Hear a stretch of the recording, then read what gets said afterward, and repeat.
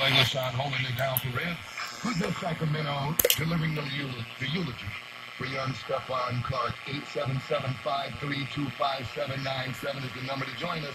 Joining me now is none other than the one and only Jennifer Jones Austin. She's the CEO of Protestant Welfare Agencies. That's a social policy and advocacy organization with nearly 200 member agencies. She's an anti-poverty advocate. She's the daughter, granddaughter, and great-granddaughter of Baptist ministers and social activists. Jennifer, thank you so much. You know, this piece that you wrote, is it a piece or is it a book? I think, is this book considered Pure Joy? Yes. Okay. Good to hear your voice. Always good to hear your voice. Absolutely. It's good to hear yours, too. I enjoy our conversation.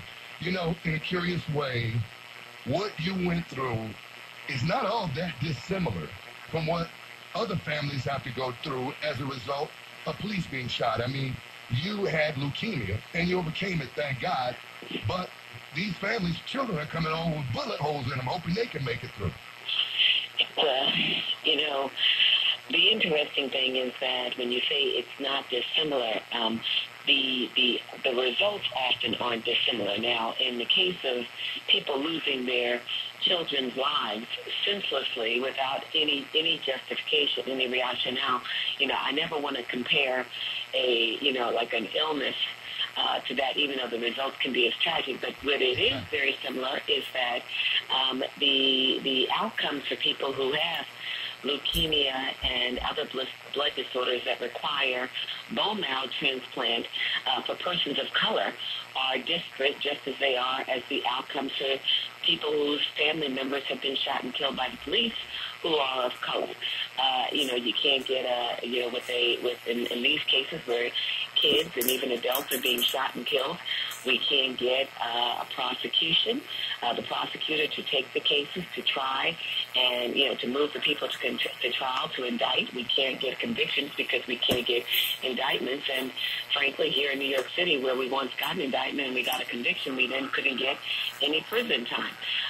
In the case of people needing bone marrow transplants when they have leukemia and other blood disorders, we have disparities as well because of a disparate health system where the cost of health care is exorbitant, and for people, low-income people who don't have, quality health insurance, they can't get the services they need, but also because we don't have enough people of color in bone marrow registries that can be available matches, and because of the great diaspora where our bloodlines, are because they're no longer pure, meaning that it's hard to find somebody of similar African descent and same genetic typing, we are at greater risk of dying from transplant, dying from not getting a transplant from a blood disorder such as leukemia. So I see when you say that there are similarities, there are, because once again, we've got disparities when it comes to police practices and enforcement of the law and holding an officers accountable when they kill black persons. Then we've got persistent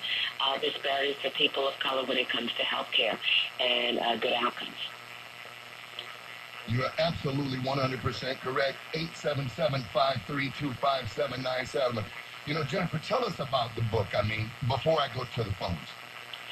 So as you just alluded to, I had leukemia back in 2009. I woke up on a Friday morning with what seemed to be an ordinary flu-like fever.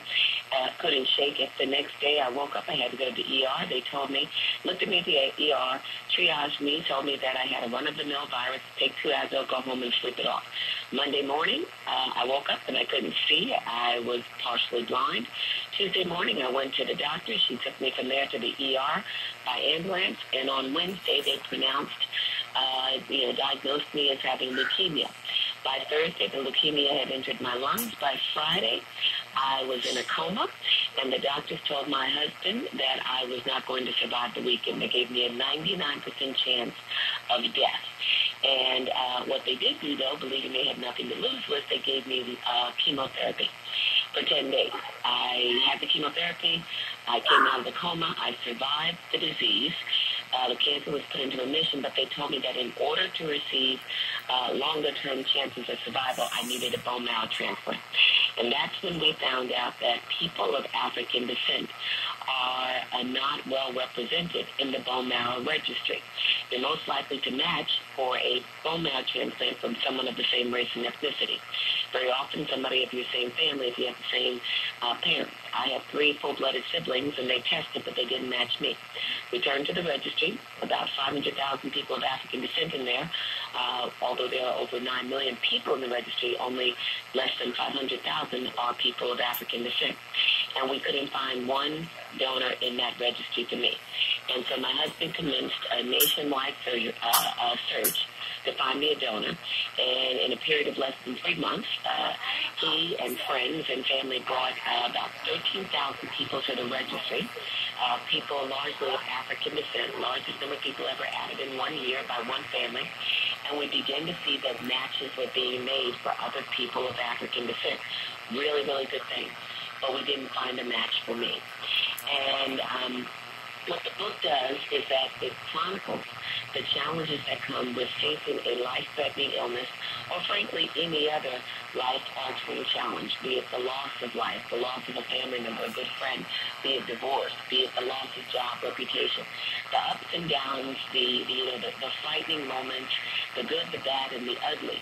And it does so in a way to be relatable, whatever your situation or your condition is. What I do is I talk about the reservoirs of faith and being vulnerable and allowing myself, allowing others in to help me journey through this ugly and challenging time, facing the possibility of death while trying to prepare my children who were young at the time for a life without me. So it's a very vulnerable piece of work.